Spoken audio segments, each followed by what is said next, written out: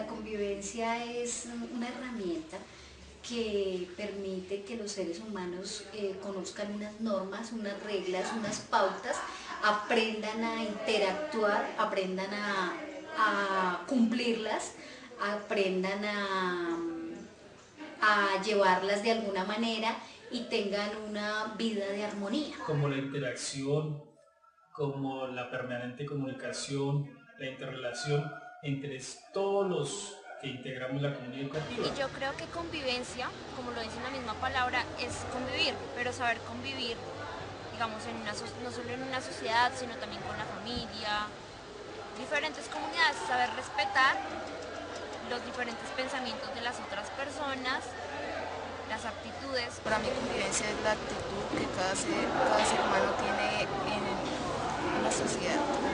La convivencia es aquella faceta que tenemos todos los seres humanos por nuestra condición de seres humanos, por nuestra condición racional. A veces se torna un poco difícil la convivencia porque no hay comunicación en algunos aspectos, porque no hay tolerancia, porque no hay valores. Es tener unas relaciones armónicas dentro de los integrantes de la comunidad educativa. Convivencia son las formas de permitir, organizar, vivir. Convivencia son los lazos que nos unen. La convivencia son aquellas acciones, son aquellas prácticas que permiten que nosotros como comunidad, que nosotros como pueblo, que nosotros como nación logremos vivir unidos, tener pautas y parámetros para el fin final que todos estamos trabajando, que es el que se les llama la paz. Pues convivencia es la forma en que nos relacionamos unos con otros. Si específicamente hablamos de convivencia escolar, hablamos de la forma en que nos relacionamos unos con otros en el colegio. La convivencia para mí es como familiarizarse con los demás, es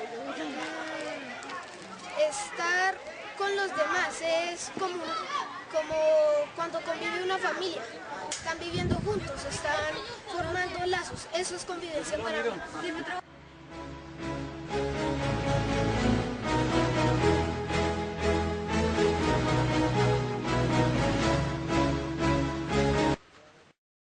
La convivencia es una construcción social, es el respeto y reconocimiento de los derechos de los demás.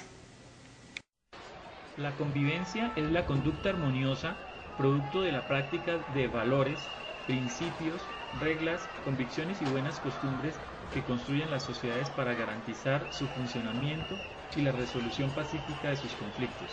Es a la vez la relación directa entre las diversas formas de cómo el ser humano expresa y manifiesta su ser cultural y cómo estas expresiones afectan la construcción social entre los ciudadanos y su propio desarrollo. Pedagógicas para mejorar la convivencia es sin duda alguna la educación y formación en valores, principios y convicciones, es decir, formar una ética social que se vea reflejada en sus expresiones culturales, que permita el desarrollo de la convivencia, ya que la convivencia es la base de todo entendimiento y desarrollo social. La relación entre convivencia y expresiones culturales es directa. No puede existir convivencia si lo que la sociedad expresa en su cultura es contrario a ella, es decir, si las expresiones son de antivalores, no se puede dar la convivencia. Estas expresiones están vinculadas a la escala de valores de cada sociedad. En una sociedad donde se viola la ley moral y los acuerdos, no existe la convivencia. En cambio, genera conflicto. Ley, expresiones culturales y actuaciones morales deben ir en el mismo sentido para que no hayan contradicciones. Estas contradicciones generan violencia y la consecuente violación de los derechos humanos. La situación de los derechos humanos son un marco de referencia para el análisis de la convivencia en una nación o en una comunidad.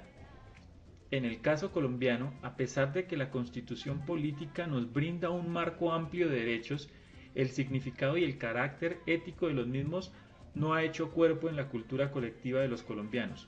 Muchas de las expresiones culturales afectan poderosamente la convivencia y violan los derechos. Prácticas como la cultura del atajo, del todo vale, el individualismo, el racismo, la exclusión, la corrupción política, el resentimiento y la violencia como método para dirimir los conflictos y para mantener el estatus social no permiten la construcción de una sana convivencia donde se garantice el respeto, la tolerancia, la solidaridad, la justicia y la igualdad. Se necesita la construcción de una convivencia que sea capaz de integrar a los ciudadanos, que ofrezca la posibilidad de construir sueños colectivos, ligada a la comprensión no solo teórica de los derechos humanos y los valores, sino al ejercicio práctico de ellos.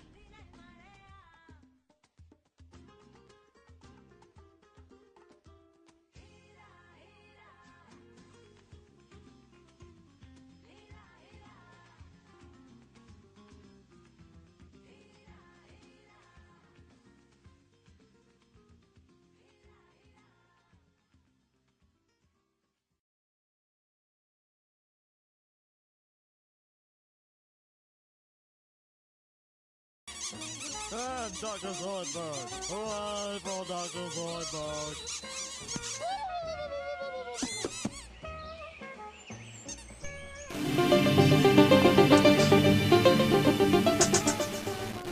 El término valor tiene distintos usos. Por ejemplo, cuando hablamos del precio o suma de dinero con la que puede cambiarse o adquirirse una cosa. También lo utilizamos para referirnos a la valentía, el coraje o la intrepidez de alguien.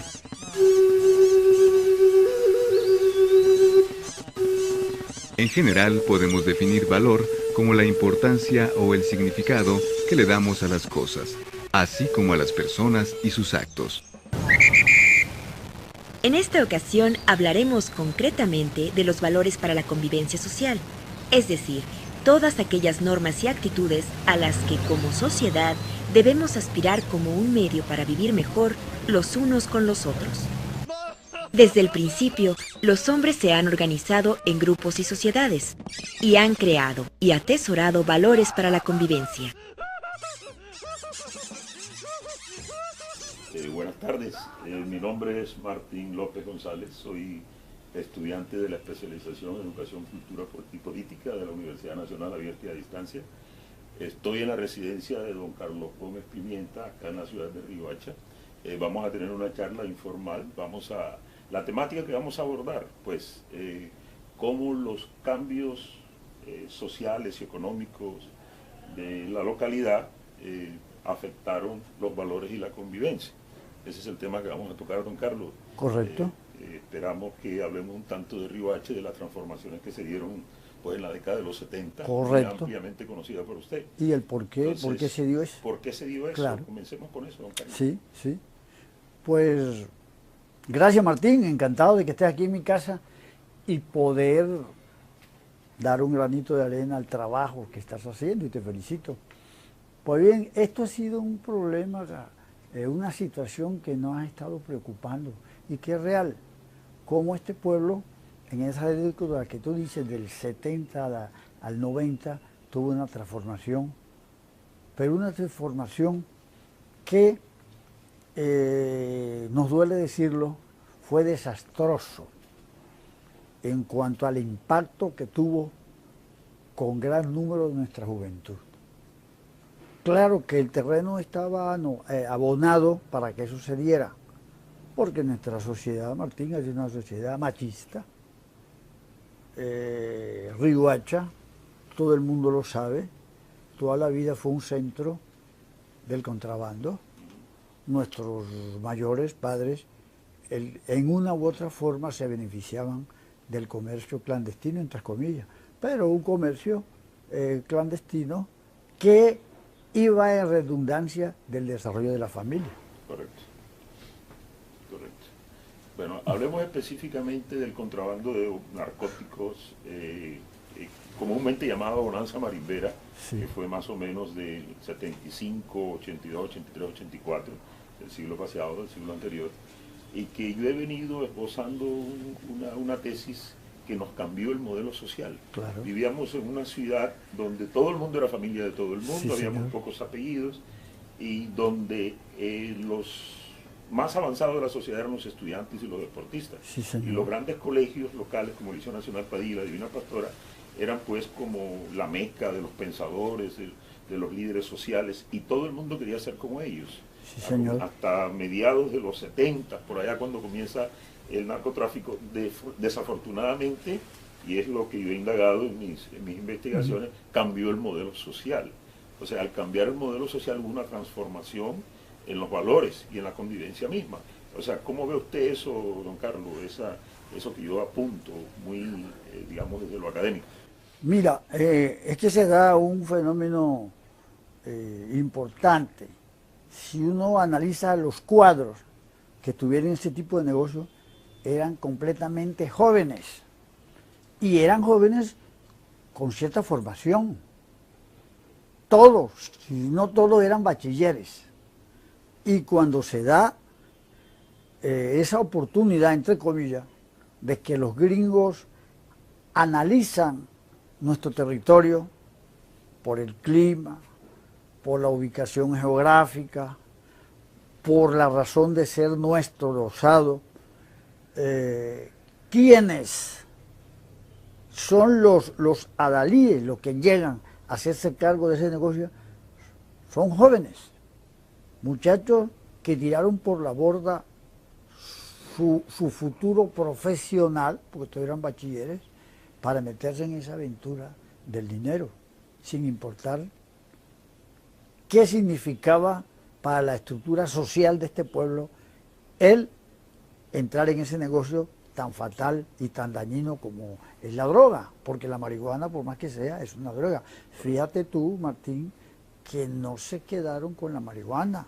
Cuando pasa la marihuana, sube en alto nivel, que es ya el químico, que es la cocaína y otras cosas. Pero lo que yo quiero resaltar acá es que es un fenómeno que hay que analizarlo, que fueron jóvenes, de buenas familias, bachilleres, quienes se embarcaron, porque quienes los mandaban aquí el negocio no eran los adultos, no eran los veteranos, eran los jóvenes. Ok, don Carlos, ¿cómo impactó eso, digamos, la cultura, y cómo impactó eso la misma convivencia? O sea, ¿cuál ha sido el daño cultural del que yo he venido hablando que se produjo y que tiene impacto hasta en nuestros días, digamos así? Claro, porque fíjate tú, Martín, aquí se creía de que ese era un negocio completamente normal. Tanto fue así que el mismo Alfonso López Michelsen, sabiendo la procedencia, óigame bien, de esos dineros que eran fruto del narcotráfico, autorizó que el Banco de la República comprara los dólares fruto de la venta de la marihuana, y eso era normal. Y fue tan contagioso eso que muchos jóvenes, muchas personas querían ser como el clan de los marimberos aquí. O sea, ¿Sí? Se da eso, de que ellos se convirtieron en los modelos sociales. Sí, señor, eran los modelos a seguir. Se trastocó la sociedad. Eran los modelos a seguir. Y como era un derroche sin control de dinero, entonces tú sabes que cuando el dinero fluye en esa forma tan desordenada, eso golpea los hogares. Correcto. Y eso golpeó todo lo que fueron los hogares. Una cantidad de niñas, entre comillas, se prostituyeron. Porque la prostitución no es solamente que la niña esté en un prostíbulo, ni en una casa de cita, ni nada, sino que utilice su cuerpo para sacar ventaja mediante el dinero que le dan o lo que le ofrecen. Y eso se dio. Okay. ¿Cómo ha trascendido eso a las actuales generaciones? Hombre, ha trascendido tanto que eso rompió la estructura de los hogares de acá, la gran mayoría de los hogares. Todavía hay chicos que piensan con esa mentalidad, porque vieron en sus casas ese ejemplo, Porque, Martín, el problema no era el tráfico de ese dinero sin control, sino cómo fueron golpeadas las costumbres. Ya el orden, el respeto a los mayores y al hogar, eso se perdió. Se trastocó completamente y estamos viviendo esa situación ahorita mismo. Ya los niños, estos pelados jóvenes, no son lo que éramos nosotros.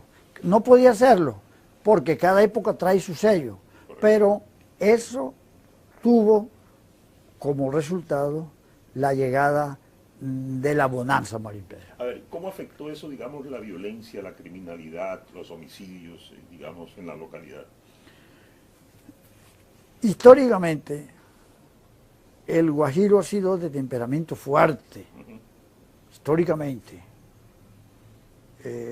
Tú recuerdas que con el contrabando tradicional, a nivel de casas y de sitios, las parrandas aquí se daban por el fruto del contrabando. Ahora, cuando esto llega, y otro factor, Martín, que también hay que tenerlo en cuenta, la llegada de mucha gente de los pueblos que no estaban familiarizados con la vida de la violencia, irrumpen. Y entonces eso también es un fenómeno que hay que ver. Ahora, alcohol, dinero y droga es una mezcla, le cuento, explosiva. Bien, eso da un patrón de conducta diferente. Diferente completamente. Bueno, de eso se trataba esta entrevista, de, digamos, recoger, digamos, el pensamiento de una persona muy pensante, un intelectual riguachero que en esa época vivió toda la situación y es capaz, digamos, de evaluar lo que ha trascendido, los efectos dañinos de esos años que afortunadamente pasaron, pero que siguen presentes, digamos, en la mente de muchos jóvenes. Muchísimas gracias, Carlos. Ha sido un placer inmenso haber estado aquí en su casa.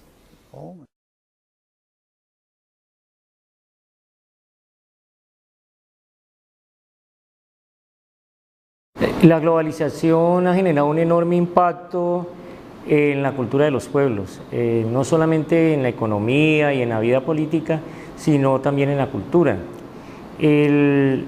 Digamos que los valores generalmente de las grandes naciones industrializadas se han ido difundiendo hacia los países en vía de desarrollo y eso ha tenido un impacto notable, digamos, en las costumbres, en las formas de actuar de la mayoría de los países. Por ejemplo, una cosa tiene que ver con, para solamente colocar un ejemplo, con lo que significan las comidas rápidas. Las grandes empresas como McDonald's y otras que venden comidas rápidas en el mundo, esas comidas terminan, digamos, siendo consumidas por millones de personas en muchos países a nivel mundial, cambiando las dietas y las formas de alimentación que muchas comunidades han tenido a través de los tiempos. El impacto enorme que tienen las industrias culturales. Las grandes industrias culturales pertenecen a la de los grandes países industrializados. El cine, la televisión, la radio, los grandes espectáculos artísticos como la música, son dominadas y controladas por las grandes industrias culturales. La gran capacidad tecnológica que tienen estas industrias les permite llegar a través de los televisores y de las emisoras a millones de seres humanos en el mundo. Eso ha generado indiscutiblemente cambios en los comportamientos de millones de personas a nivel mundial. Un ejemplo de eso lo podemos ver en un texto de Naomi Klein que se llama El adolescente global, donde muestra cómo la mayoría de los jóvenes del mundo que hoy ven en TV y que están viendo la mayoría de los canales de televisión que vienen por las industrias del cable a nivel mundial, empiezan a consumir todos ellos los mismos productos. O sea, no importa que el muchacho sea japonés o norteamericano o colombiano o africano, todos ellos quieren tener los mismos zapatos, la misma ropa, les gusta la misma música. Digamos, hay una tendencia como a la homogenización de la cultura. Frente a esa situación, en gran medida lo que le interesa a la globalización no es tanto como, ello no le interesa tanto como el respeto a las tradiciones culturales de los pueblos, sino imponer ciertas formas de consumo, ciertas formas de apreciación artística, conceptos que tienen que ver con el cine, con la televisión, que están estandarizados por esas industrias culturales. Lo que le interesa fundamentalmente a estas industrias es poder vender y en cierta manera poder producir grandes ganancias con ese tipo de productos. El gran problema que tiene hoy en día, digamos, las culturas a nivel mundial es que las formas de industrialización que ha impuesto el mundo de la globalización, por ejemplo, durante muchos años las comunidades fueron capaces de producir sus propias casas, de elaborar su propia música, de desarrollar una culinaria y una gastronomía en particular, es decir, de tener unas expresiones culturales que eran extremadamente ricas, que iban desde el relato, la música, los juegos, el folclore, y hoy tenemos que esas expresiones culturales tienden a desaparecer en la medida en que muchos miembros de la comunidad entran dentro del mundo de la gran industria. Entonces la gente ya compra la casa, no produce la música sino que la adquiere, el vestido, la comida, y eso de una u otra manera genera un impacto tremendamente negativo sobre las culturas locales.